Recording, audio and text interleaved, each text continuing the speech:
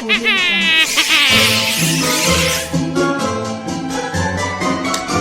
Audio Jungle.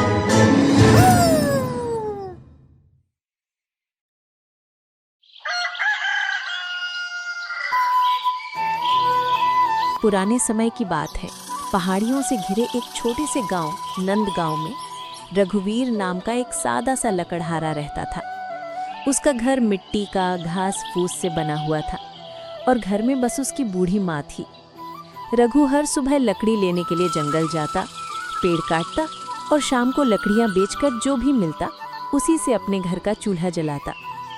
गांव के लोग उसे ईमानदार रघु कहते थे, क्योंकि वो कभी झूठ नहीं बोलता था, ना किसी का हक मारता था। एक दिन वो हमेशा की तरह जंगल गया। जंगल के बीच में एक सुंदर नदी बहती थी, जिसका पानी इतना साफ था कि तली में कंकड़ भी दिखते थे। रघु उसी नदी के किनारे लकड़ियां काट रहा था कि अचानक उसकी लोहे की कुल्हाड़ी उसके हाथ से फिसलकर पानी में गिर गई। नदी बहुत गहरी थी, कुल्हाड़ी नीचे चली गई। रघु नदी के किनारे किनारे कुल्हाड़ी ढूंढने लगा। रघु मन ही मन बोले, हे भगवान, अब मैं क्या करूं? यही मेरा एकमात्र साधन था। तभी पानी में हलचल हुई। चमकदार रोशनी के साथ एक जलदेवी प्रकट हुई। वो मुस्कुराई और बोली, क्यों दुखी हो? रघु ने सब सच सच बता दिया। देवी ने कहा, ठीक है, मैं देखती हूँ। वो पानी में गई और लौटी, हाथ में सोने की कुल्हाड़ी थी। उन्होंने पूछा, क्या ये तुम्हारी कुल्हाड़ी है? रघु ने सिर झुकाकर कहा, नहीं देवी माँ, मेरी कुल्हाड़ी तो लोहे की थी। फिर देवी ने चांदी की कुल्हाड़ी दिखाई। रघु ने फिर मना कर दिया। अंत में जब देवी ने लोहे की कुल्हाड़ी दिखाई, रघु की आंखों में चमक आ गई। हाँ, यही है देवी माँ, यही मेरी कुल्हाड़ी है। देवी मुस्कुराई और बोली, रघु, तुम्हारी ईमानदारी ने मुझे प्रसन्न किया है। ये तीनों कुल्हाड़ियाँ तुम्हारी हैं। रघु गांव लौटकर जब ये बात बताई तो सब लोग हैरान रह गए। ऐसा कैसे हो सकता है?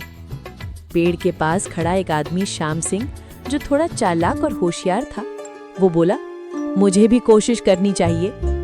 अगले दिन श्याम सिंह जानबूझकर अपनी कुल्हाड़ी नदी में फेंककर ढूंढने लगा। मेरी कुल्हाड़ी खो गई, मेरी कुल्हाड़ी खो गई। तभी जल देवी फिर प्रकट हुई। देवी ने गुस्से से कहा, मैंने तुमको देख लिया, तुमने जानबूझकर कुल्हाड़ी नदी में फेंकी थी। झूठ बोलने वाले को ना तो ये सोने चांदी की कुल्हाड़ी मिलेगी, न तेरी अपनी। और वो गायब हो गई। श्याम सिंह पछताने लगा, लेकिन अब देर हो चुकी थी। कुछ महीनों बाद गांव में सूखा पड़ गया। पेड़ सूख गए, नदियां सिकुड़ गईं, गांव के कुएं सूख गए और लोगों के घरों में अनाज खत्म होने लगा। रघु फिर भी ईमानदारी से काम करता रहा। एक दिन वो जंगल में गया तो उसे पेड़ की जड़ों के पास एक पुराना बक्सा मिला। बक्से के अंदर सोने चांदी के सिक्के थे। उसने सोचा, शायद ये किसी का खोया हुआ खजाना है। वो सीधा गांव के लोगों के पास गया और बोला, ये बक्सा मुझे जंगल में मिला, ये गांव का है तो सबके काम आएगा। सभी गांव वालों से पूछा, लेकिन किसी ने दावा नहीं किया। फिर तय हुआ कि उस खजाने से गांव में एक कुएं और स्कूल का निर्माण होगा। और गांव में कुएं और स्कूल का काम शुरू हो गया। सबने रघु की ईमानदारी की प्रशंसा की। रात में जब रघु अपने घर सो रहा था तो वहीं जलदेवी उसके सपने में आई। उन्होंने कहा, रघु, तुमने फिर अपनी सच्चाई साबित की है। तुम्हारा जीवन कठिन रहा, पर अब समय बदलने वाला है। सुबह जब वो उठा तो उसके घर के बाहर लकड़ियों की जगह एक सुंदर लकड़ी की दुकान बनी थी, जिस पर लिखा था, रघु एंड सन्स, ईमानदारी का व्यापार। अब वो पूरे गांव को लकड़ी बेचने लगा और ईमानदारी से काम करके सबका भरोसा जीत लिया। कई सालों बाद रघु बूढ़ा हो गया। गांव अब समृद्ध था। हर घर में कुआं था, स्कूल था और सब लोग खुश थे। एक दिन बच्चों ने पूछा, बाबा, क्या ईमानदारी सच में इतना देती है?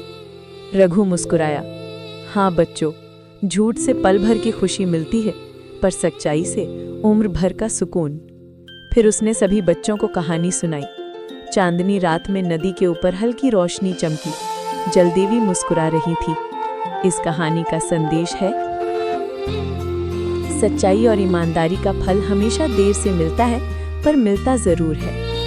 लालच केवल विनाश लाता है। जब आप दूसरों का भला सोचते हैं तो प्रकृति भी आपका साथ देती है। और अगर आपको ये कहानी अच्छी लगी है तो लाइक ज़रूर करना और चैनल को भी सब्सक्राइब कर लेना। धन्यवाद।